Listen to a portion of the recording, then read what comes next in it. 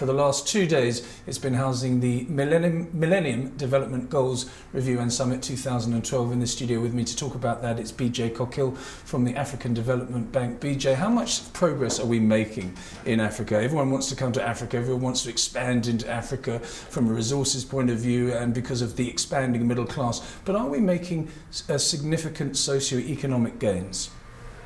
I think in terms of Africa's progress on the MDGs is gaining momentum. This is what we can say. Okay, we can also say that the continent is making steady progress towards most of the goals, although we are not going to meet all the targets. That's clear. But progress is there. There is steady progress in a number of them.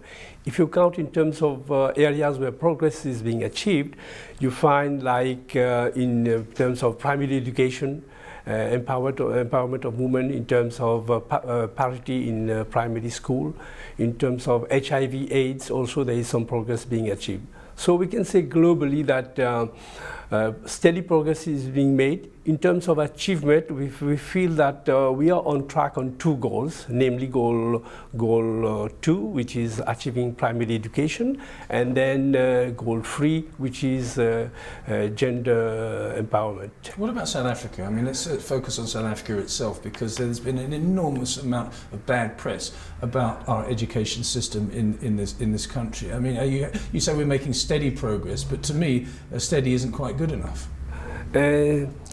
Yes, steady is not quite good enough, but we are on the right path. This is what we should look at. You know, the MDG goals were set as are quite ambitious. So it gives the incentives for countries to make progress towards ambitious goals. So although we are not able to meet the targets, the fact that we are making steady progress is a very good thing. It's good to aim high and be ambitious, of course. And also, it's not an end in itself, achieving the MDGs. We have only 4 years to go up to 2015. We should look also beyond 2015. What is going to happen after that? We have to sustain this progress.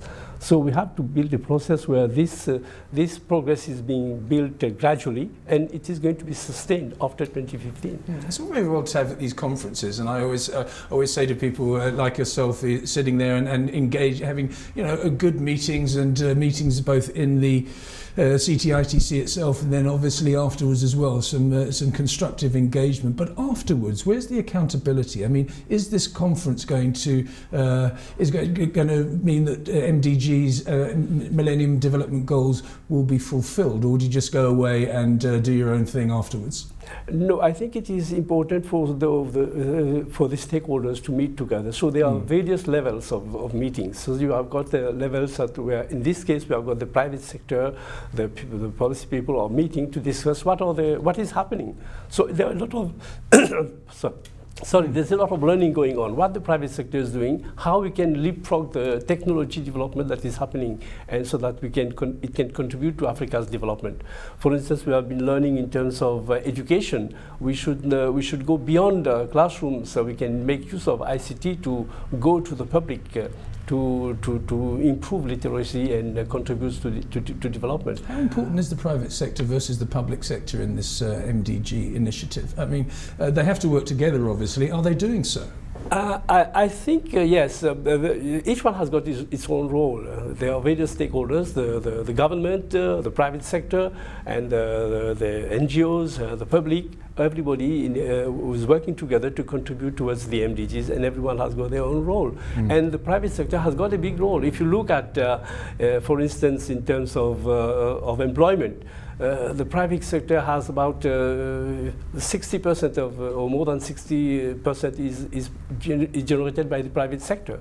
So if we want to have an impact on poverty, it's the private sector that can contribute towards increasing employment, increasing production, increasing productivity, and reducing poverty. So it has got an important role to play. But the government also has to see to it that the environment is good for promotion of the private private sector so that it continues to develop, it continues to provide jobs to the population and contribute to poverty reduction. Generally speaking, is the progress that's being made in Africa patchy? I mean, are certain countries doing one thing and other countries falling behind? Is that what you're finding?